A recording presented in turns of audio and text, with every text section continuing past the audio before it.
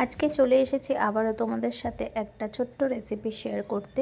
এখানে দেখো, এই মাছটা হচ্ছে খলসে মাছ আর তার সাথে আছে পুঁটি মাছ, তো মিক্সড করা রয়েছে আর কি। তো এই মাছগুলোকে এখন ধুয়ে কেটে পরিষ্কার করে নিয়ে বসিয়ে দেব।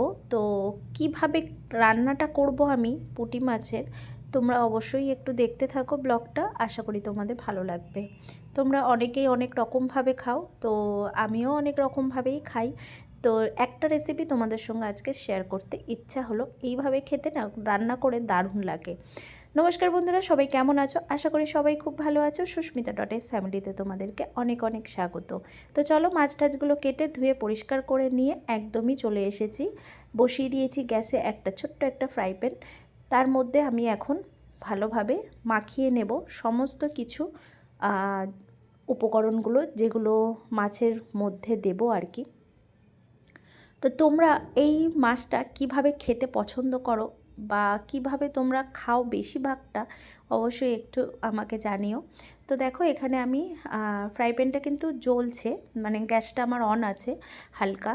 তো তার মধ্যে আমি দিয়ে দিলাম পেঁয়াজ আর একটা ছোট্ট আলু, ভালোভাবে একটু ঝিরিঝিরি করে কেটে নিয়েছি। আর সাথে দুটো পেঁয়াজ আছে আর দুটো ছোট ছোট টমেটো, সাথে কাঁচা লঙ্কা।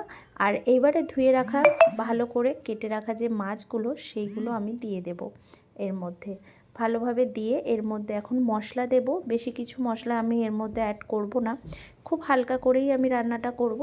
তো দেখো, প্রথমেই আমি দিয়ে দিলাম কিছুটা সাদা তেল। তোমরা দিলে সর্ষের তেলও ব্যবহার করতে পারো, সর্ষের তেলটা দিলে আরেকটু স্বাদটা অন্যরকম হয় আর কি। তো এর মধ্যে দিয়ে দেবো স্বাদ মতন লবণ, আর দিয়ে দেবো হচ্ছে স্বাদ মতন হলুদ গুঁড়ো, জিরের গুঁড়ো দিয়ে আমি ভালোভাবে এটাকে মাখিয়ে নেব। হ্যাঁ, আমি আজকে মাছটা ভাজা করব না বা কোনো কিছুই ভাজাটা করলাম না তেলের মধ্যে দিয়ে, গরম তেলে। তো এবারে আমি কি করেছি, গ্যাসটা অফ করে দিয়েছি, কেননা এটা একটু গরম হয়ে গেছে। তো সেই কারণে আমি অফ করে দিয়েছি, মাখাতে আমার অসুবিধা হবে, তো সেই কারণেই। তো চলো, এখন সমস্ত কিছু দিয়ে দিয়ে এখন, হ্যাঁ, সামান্য একটু লঙ্কা দিয়েছিলাম, গুঁড়ো লঙ্কা আর কি। তো গুঁড়ো লঙ্কাটা সচরাচর ব্যবহার করি না বলে সেটাই আমি ভুলে যাই। তো যখন দিচ্ছি তখন তোমাদেরকে বললাম, দেখে মনে পড়লো আর কি। তো দেখো, ভালোভাবে এটাকে হাত দিয়ে মেখে নেবে, সুন্দরভাবে মাখিয়ে একদম পরিমাণ মতন জল দেবে, দিয়ে গ্যাসটা অন করে দিতে হবে, ব্যাস, তাহলেই একদমই তৈরি হয়ে যাবে। তো এইভাবে তোমরা কারা কারা মাছটা খেতে ভালোবাসো একটু কমেন্ট করে জানিও। আর সত্যি কথা বলতে ভালোই লাগে, খারাপ লাগে না। তো চলো, রান্নাটা করি, তোমরা দেখতে থাকো আর অনেক অনেক ভালোবাসা দিতে থাকো। আর হ্যাঁ, যারা যারা ভিডিওটা দেখছো অবশ্যই কিন্তু একটা লাইক করে আর একটু বন্ধুদের মধ্যে শেয়ার করে দেবে। তাহলে চলো, নেক্সট একটা রান্নার জন্য তোমাদের সঙ্গে আবারও দেখা হবে, কিন্তু তার আগে এই রান্নাটা তোমরা দেখে অনেক অনেক ভালোবাসা দিয়ে যেও। তো চলো, এখন আমি এটাকে ভালোভাবে মাখিয়ে নিয়েছি, নিয়ে আমি এর মধ্যে দিয়ে দেব পরিমাণ মতো জল, দিয়ে আমি তারপরে এর মধ্যে গ্যাসটা অন করে দেব, ঢাকা দিয়ে আমি আস্তে করে দিয়ে গ্যাসটা, তারপরে আমি এটাকে আস্তে আস্তে পুরোটা আমি রান্নাটা করব। তো দেখো, অল্পই জল দেব, তোমরা যেরকম যদি একটু ঝোল ঝোল খেতে চাও তো বেশি জল দিতে পারো, তাতে কোনো অসুবিধা নেই। তো চলো, একদম হয়ে গেছে কমপ্লিট, আর এখন এটা হতে থাকুক।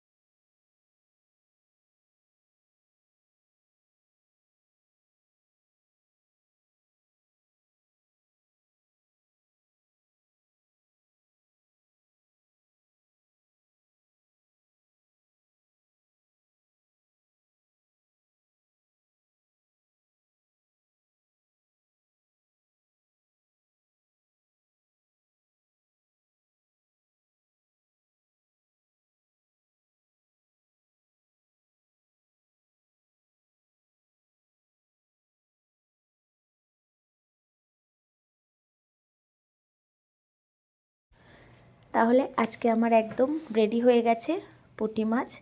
তো কেমন হয়েছে অবশ্যই কমেন্ট করে জানিও।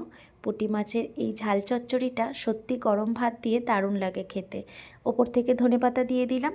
তো চলো আজকের মতন টাটা। সবাই ভালো থেকো, সুস্থ থেকো, সবাইকে ভালো রেখো, সুস্থ রেখো। আর ভিডিওটা যদি ভালো লেগে থাকে কি করতে হবে, অবশ্যই একটা লাইক করে সাবস্ক্রাইব করে দিতে হবে। নেক্সট একটা ব্লগে তোমাদের সঙ্গে খুব শিগগিরই রান্না নিয়ে দেখা হবে। দেখো উপর থেকে কত সুন্দর তেল ছেড়ে দিয়েছে। তাহলে চলো।